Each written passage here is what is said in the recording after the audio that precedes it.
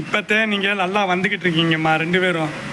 ஏன்னா சரி இனிமேல் குடும்பத்தை நடத்தணும், இனி வீடியோவில் நம்ம எப்படி கண்டென்ட் போடணும் அந்த மாதிரி யோசிங்க.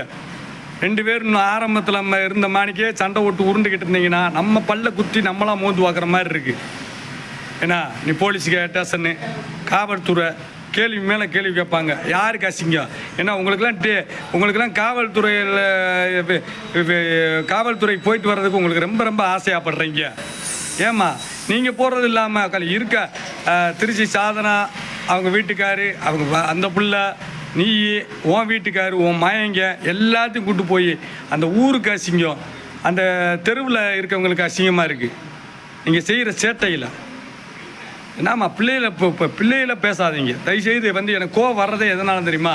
பெண் குழந்தைய யாரும் திட்டக்கூடாதுன்னு நினைக்கிறேன். நான் ஆபாசமாகவும் வரக்கூடாதுங்கிற கணத்தை இன்ன வரைக்கும் உங்களை மாதிரி இல்லாமல் நான் நல்லா இருக்கேன், சுதந்திரமாக இருக்கேன். ஏதாச்சும் இருக்கா? சித்திரவதை பண்ணுறீங்களாம்மா?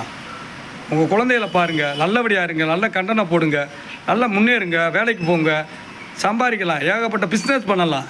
நம்ம இதில் இப்போ நிறையா பேர் பார்த்தீங்கன்னா யூடியூப்பில் இன்ஸ்டாகிராமில் இருந்தவங்க கடை வச்சுட்டாங்க, துணி கடை வச்சுட்டாங்க, அதை வச்சு போட்டுக்கிட்டு இருக்காங்க. நீங்கள் தான் சம்பாரித்து வீடெல்லாம் கட்டிட்டீங்களா 2 பேருமே நல்லா தானே இருக்கீங்க. குடும்பத்தை இழுக்காதீங்கம்மா. திருச்சி சாதனாவை வீட்டுக்காரை இழுக்கிறீங்க, திருச்சி சாதனா மகளை இழுக்கிற நீ, அந்த பிள்ளை ஒன்றையும் இழுக்குது, நீ ஒருக்காக கேஸ் கொடு, அந்த பிள்ளை ஒருக்காக கேஸ் கொடுக்கட்டும்.